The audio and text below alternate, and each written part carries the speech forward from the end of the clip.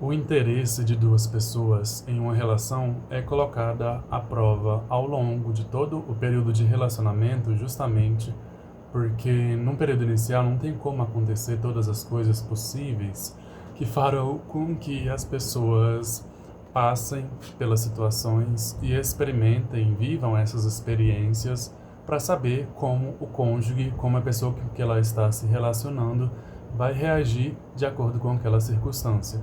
Então, só o tempo realmente coloca à prova o quanto uma relação está embasada e fundamentada nos princípios em conjunto do casal.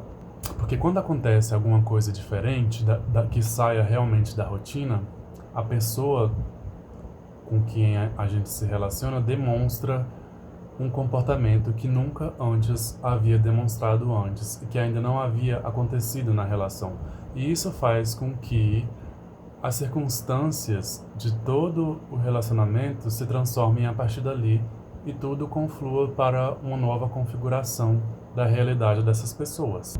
Então o que acontece é que nós passamos muito tempo, muitos meses, às vezes muitos anos, nos relacionando e idealizando uma pessoa que nós realmente não conhecemos de fato.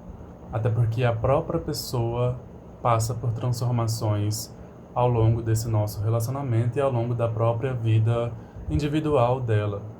Mas mesmo após essas circunstâncias ocasionais, a intimidade pode continuar existindo mesmo à distância.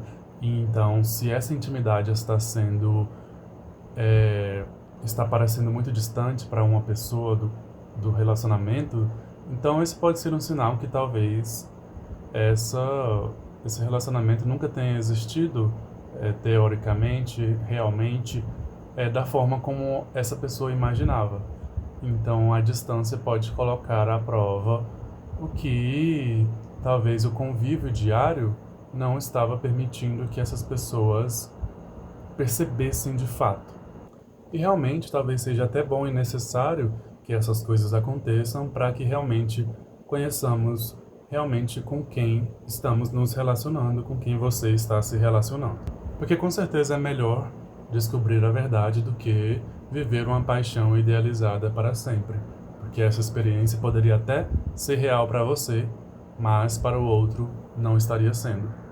Um dos aspectos hoje que eu estava avaliando aqui sobre a não monogamia é justamente essa liberdade que ela acaba, permitindo, consegue colocar à prova o real interesse e o real lugar que você ocupa na vida de outra pessoa.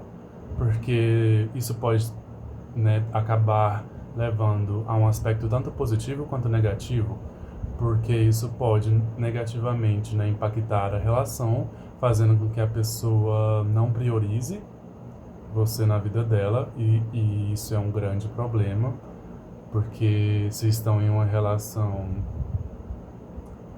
a pessoa deve ser priorizada. Mas o aspecto positivo é que justamente por essa liberdade estar sendo consensual, essas pessoas podem e são livres para conhecer outras pessoas, e mesmo assim elas podem escolher permanecer juntas como um casal, como um namoro, mesmo tendo infinitas outras possibilidades de relações, porque é consensual, então elas podem conhecer outras pessoas e mesmo assim continuam escolhendo permanecer juntas. Porque no relacionamento fechado isso não ocorre. Às vezes pode acontecer das pessoas continuarem juntas simplesmente porque elas não querem trair e a relação monogâmica não permite que elas conheçam outras pessoas. Então elas acabam ficando presas, nessa situação. Isso acaba sendo uma prisão para essas pessoas porque elas estão na relação basicamente porque elas não se permitem conhecer outras, Não que elas não queiram, então... E isso não acontece na não monogamia. Elas podem conhecer e mesmo assim continuar escolhendo.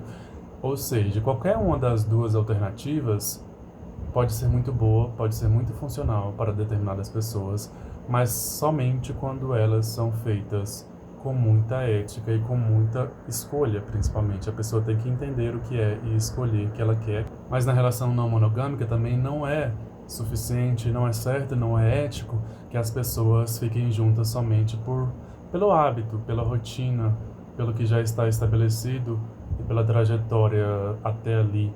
O interesse precisa permanecer ativo, precisa permanecer funcional, porque sem isso para de fazer sentido.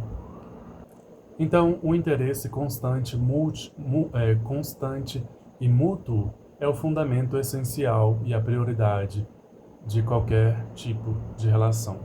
Porque se não for assim, com certeza alguém sairá muito machucado dessas relações.